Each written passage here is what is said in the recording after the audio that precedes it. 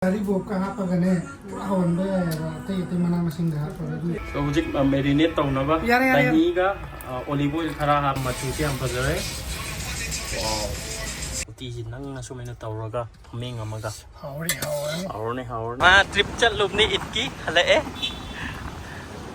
guys, welcome back to our channel. So ngasi Manipuri daw ina tawrani haibdi pure Manipuri cuisine taw gadap ni na ko after eat party adudra apang makarana tawrani to po chai khala budi law re aduka after eat party hai tare vlog che do horose ba ko trip si de khoi sajau ngajau ina tawrani haming yaure aduka san chu yaure ko so sina haming ni actually ji qurbani ki sa pirak pani adu duni adu sina sajau ne so qurbani ki sa hai tare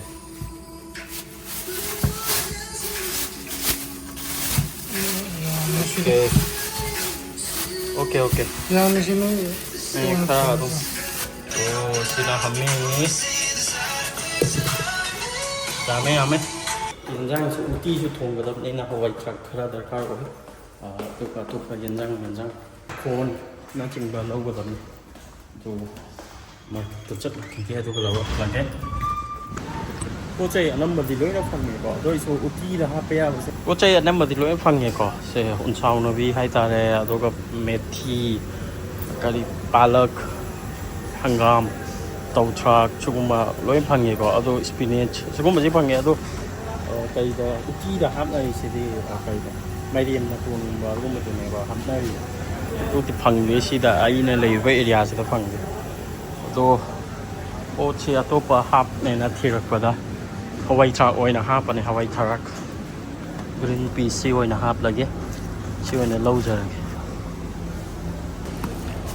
Hawai trà tin có udah với ông quý đấy nhỏ nó sẽ freshยังยังชุบพันอยู่ชูแล้วก็ฮับไปเราก็เลยจิบปะรู้สึกมาโรยมาปังเชมบะฮาวเร่ชมต้นซาเซ่ฟรอเซนทำแบบนี้นะปทอดเลยซาสิฟรอเซนโรยแบบนี้นะฮะตั้งติ้งเนี่ยโดยชุดยาเลยกักกระดับเนี่ยมาโอ้ไม่ก็ที่เราจะนำมาโรยมาปังเชมเลยปักโคนก็ไก่จะชุเลยดีละฮับนะวะlâu chậm nữa buzari am so et tàu rồi cái ông na tàu này na ti ma cha ti phan ri da phang ba khara ne sida haribo ka hapa gane ahon be te mana masing ga hapa du ya jai se ga de phang le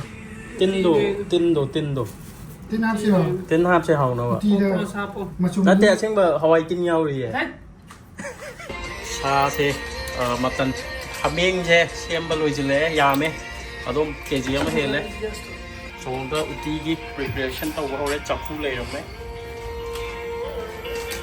so maru tilo chanam Hawai khat na chingba ana masing hewe ching tinga thamba do adu ka Hawai khat ka to la dhammani somaina sing lei re morotik pa soi re somaina dhammani process se alle ising da taste patta sing ja bo ro kana haming thong na ba gi cái lâu chả nằm mà các xem lại cái map, tôi cái process mà này already chả nằm budi ko tham rồi cơ, Morocco, chỉ Morocco ham mình nó chả, ok, rồi đi,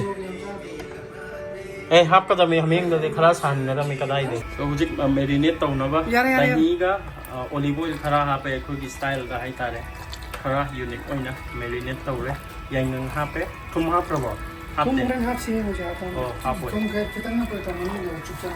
Cupcang apa? Matra koi dahi so hap apa sih kok? Itu iso. Kalau maka hina texture lu, hau na bahai tare. Kut maca sih kak. Yes.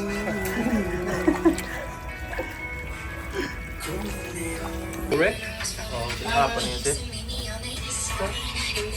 Jauh deh tuh, asam cat langsung nih muka. Itu yang huni kan? Ini ga amin saja. Yam thai ya, yam thai có gồm. Ôi gì, sao cái này? Uti cầu ra.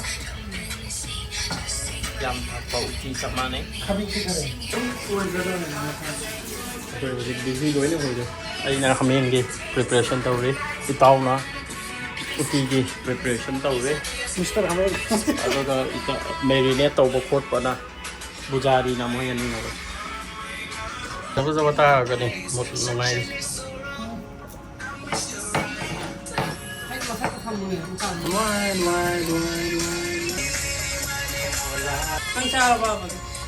ꯆꯥꯔꯦ ꯑꯩꯈꯣꯏꯒꯤ ꯎꯠꯀ ꯇꯧꯕ ꯃꯌꯥꯝ ꯉꯁꯥꯏꯒꯤ ꯎꯇꯤ ꯆꯥꯕ ꯌꯥꯎꯔꯒꯗꯤ ꯀꯃꯦꯟ ꯇꯧꯕꯤꯔꯛꯑꯣ ꯃꯅꯤꯄꯨ ꯈꯔ ꯍꯥꯞꯄꯦ ꯐꯖꯅꯕ ꯍꯣꯏ ꯌꯥꯔꯦ ꯌꯥꯔꯦ ꯅꯣꯏꯗꯤ ꯌꯥꯝꯃꯣꯏꯔꯕ ꯌꯥꯝꯒꯅꯤ ꯌꯥꯝꯕꯗꯤ ꯌꯥꯝꯃꯔꯣꯏ ꯄꯣꯠꯁꯦ ꯃꯨꯈ꯭ꯔꯦ ꯎꯇꯤ ꯍꯣꯏꯅꯦ ꯑꯁꯪꯕ ꯉꯥꯛꯇꯅꯤꯅꯦ ꯏꯁꯤꯡ ꯈꯔ ꯍꯥꯞꯄꯦ ꯍꯧꯖꯤꯛ ꯁꯧꯍꯜꯂꯅꯤ ꯁꯤ ꯐꯖꯅ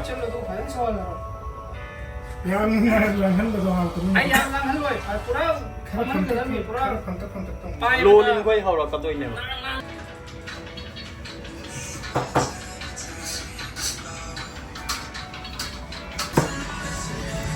जुगाड़ू ngante plate tak ko khara it's ꯃꯔꯣꯏ ꯇꯛꯏꯌꯦ ꯁꯤꯁꯦ ꯈꯥꯕꯩꯗ ꯑꯣꯠꯁꯦꯅ ꯍꯥꯎꯅꯕꯀꯣ ꯈꯥꯕꯩꯗ ꯑꯣꯠꯊꯔꯕꯅꯤ ꯃꯌꯥꯝ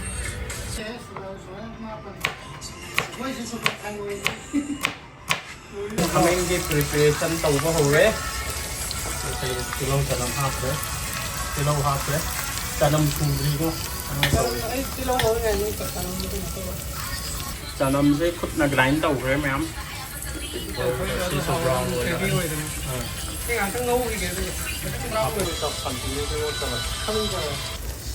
ꯁꯤꯡ ꯑꯃ ꯍꯥꯞꯄꯦ ꯆꯅꯝ ꯍꯥꯞꯄꯦ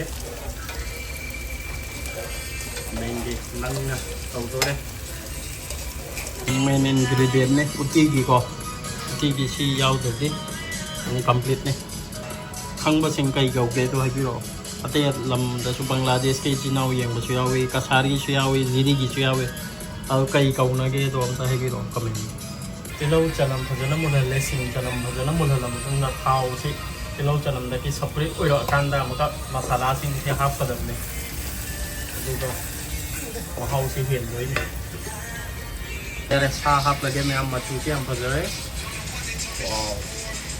ꯁꯤ ꯍꯥꯟꯅ ꯃꯦꯔꯤꯅꯦꯠ ꯇꯧꯈꯤꯕ ꯊꯝꯈꯤꯕ ꯃꯦꯔꯤꯅꯦꯠ ꯇꯧꯔꯒ ꯊꯝꯈꯤꯕꯗꯨꯗꯤ ꯆꯥꯛ ꯄꯨꯔꯥ ꯐꯨꯜꯂꯦ ꯃꯈꯣꯟ ꯁꯣꯜꯂꯦ ꯍꯧꯖꯤꯛ ꯁꯤꯁꯨ ꯁꯪꯗꯣꯛꯑꯣ ꯑꯗꯨꯒ ꯎꯇꯤ ꯂꯣꯏꯔꯦ ꯃꯌꯥꯝ ꯈꯔꯕꯨꯗꯤ ꯃꯣꯠꯂꯦꯀꯣ ꯑꯗꯨ ꯑꯣꯏꯔꯁꯨ ꯍꯥꯎꯗꯤ ꯍꯥꯎꯔꯅꯤ ꯃꯈꯣꯟ ꯍꯥꯏ Wow, naive.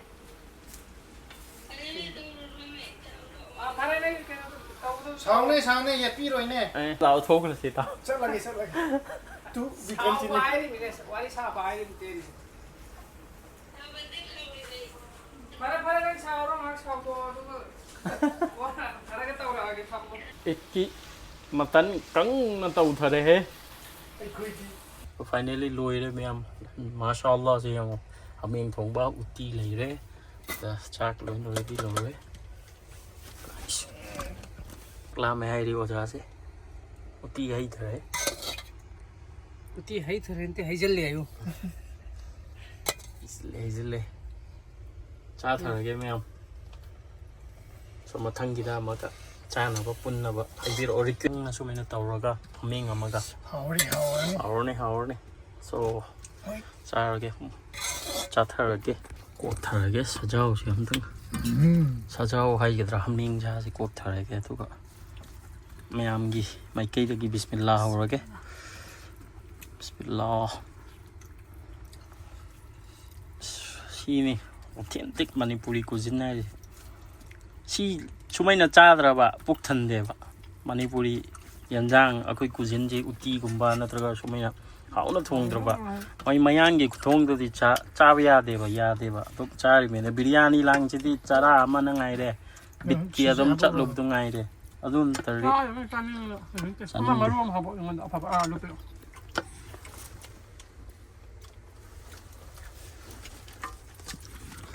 chale bismillah hào bro mẹ Ajin mana te siang bro lúc này nó trắng nó thua nó hao tiền đi hao cái không Ma'am, how crepe is na lùi dil le. as lôi đi maru mà Phật đã hất crepe is na cha cái. Maru ma'am chi yang ngose. How crepe. Project ma'am Akhoi cha về thay lùi đó mình ra project thuộc lệ. Nó kinh chất thu xem nó. Chai gồm một thằng này kiêng à. Đi thì đây một cái anh ta tàu lên xe hình gì. Bây giờ Akhoi xong hôm ta Bangalore yêu chứ lẽ. Si area si pura ma'am Bangalore đó lấy cô mi ao cái khang lâm cái này. Si area si pura Bangalore cái area man mà này. So हम मुझे ma'am Akhoi Punjabi samosa cha bala ý chứ là em hào vậy hay. Pakistani cái shop âm tên là street đối phong nha. Nimkin jalebi. Akhoi Punjabi samosa cha chứ. เป็ดทาจ้าแต่ว่ากุยเลยนะเป็ดทาแล้ววันนี้สวีทก่อนอันตัวก็จิลี่บิสโลเซนดานนี่ไว้ละสโมซาจะทะเลปัญจาบิสโมซาจะทะเลได้ด้วยกันพัดเตะ Kashmiri Chai Zafrani Chai था ये